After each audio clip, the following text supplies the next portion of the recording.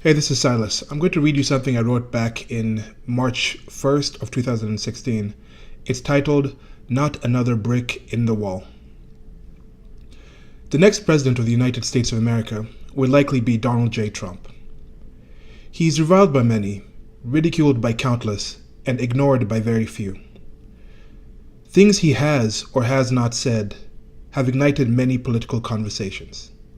His campaign has been unceremoniously dismantling the mainstream media's control of narratives and the pervasive culture of political correctness. Let us look at this term. Politically correct. Conforming to a belief that language and practices which could offend political sensibilities, as in matters of sex or race, should be eliminated. And then the use of political correctness as a noun. Offended? Taking insult and offense where none is intended is a personal preference that is imposed on others. It is a derailing tactic intended to silence the target that should be given little, if any, consideration in rational discourse. If it had innate worth, someone would only have to claim offense at your offense to invalidate it. Anyway, the Republican establishment and supporters are slowly but surely falling in line. Were they too out of touch to see that Trump activated a previously silent group that did not figure into their expectations of politics as usual, or just utterly convinced theirs was the only right way? Some Democrats have said that they too would fall in line. Why, you may ask? Well, the party favorite candidate may actually get indicted. Despite the FBI's clutching at Apple's attempt to keep busy with anything but her possibly administration-implicating case. Regardless, Mr. Sanders' supporters seem to have a virulent disdain for Mrs. Clinton. If she is the nominee, I suspect that 30% of his supporters will abstain and 10 to 15% vote for Trump out of spite, among other reasons, especially if Trump is brokered out of the nomination and runs under a third party. A lot can and is said about Trump, though accusations of him being of a third or fourth grade education or intellect, or that he is a bumbling fool, are rather perplexing. Do those saying it go beyond name-calling to believing that leading a presidential campaign in the way that he's doing it is easy? That a large number of those voting outside of party allegiance can't identify who is and is not an idiot? What does that say about the previous elections and the general institution of democracy? If the same had been said about the current president, at that time President Obama, during his populist run-up, would it be followed by accusations of racism? Why is Trump's lack of experience considered a weakness when 2 elections ago it was a sign that the candidate could bring potential change? This is discounting the man's history of relative to blazing success in numerous ventures and fields. I continue to be enthralled by his campaign this season. Hoping for a Trump versus Sanders, but it will likely be a Trump versus Clinton.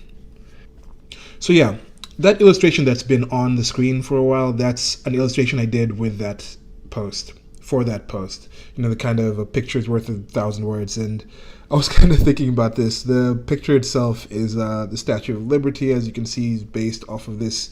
There was this Miley Cyrus, who was a pop singer in, a pop figure, a celebrity in the United States of America. She came up as Hannah Montana on this one Disney Channel show. It was more of a tween show for kids, Disney Channel, more family, wholesome thing. And then she came out and took on a more sexually explicit, adult kind of break out of this kind of role thing. And I think that kind of encompasses some of what Trump did. As before his presidency, he was more of just somebody that was not, I wouldn't say beloved figure, but he definitely wasn't hated anywhere as close to as he's been hated now that he's been running for president. And at that time he was running for president, and now that he's actually been president for 9 months. So it kind of shows that transition, that decisions he made kind of made people treat him in a different way. Then of course the fan thing, the finger that the Statue of Liberty, Miley Cyrus Statue of Liberty is holding, the America sign, that whole fandom thing with the sports. The way he got people activated into the political sphere. People were, I know they have the team thing, my team, your team thing, but I think, at least from my personal experience and anecdotal experience, and I think it goes past anecdotes right now, people are a lot more activated politically. People are interested, people are looking to see what is going to happen. And this is not necessarily just due to Trump, but I think the times that existed, the realities that existed, kind of called forth to Trump as well. He saw those situations and decided, okay, this is for me to run.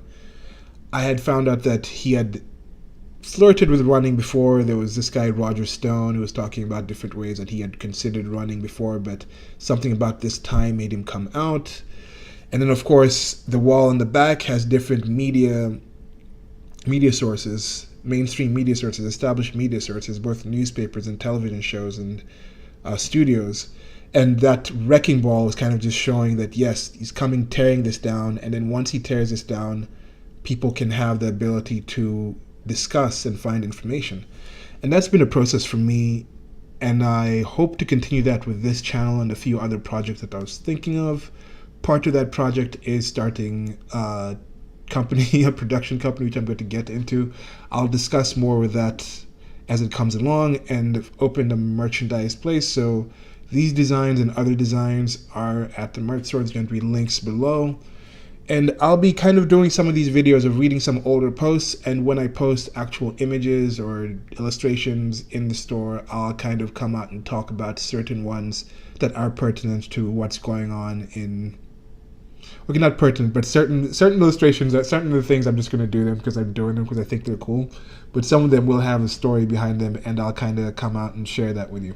So yeah, that's it for now. Let me know what you guys think about the illustration. If you guys like it, you can go ahead and pick up copies of different kinds of merch. You can get posters, you can get stickers, you can get shirts and stuff like that.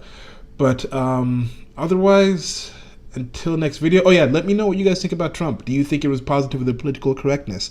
If you personally like him, what do you guys think? There's this project I had, Trump Train to MAGA Land. I think I'm going to change it. Instead of Make America Great Again, like he says in his slogan, his campaign slogan, I'm going to change it to Making a Great America. And I'm going to do a post about that because I think that Trump Train is for everyone in a way. Whatever happens with the United States is going to have a knock-on effect with the rest of the world. So whether you voted for him or not, whether you're American or not, what happens over these next 4 to 8 years, the world has become globalized. We are connected in different ways, and hopefully it's positive.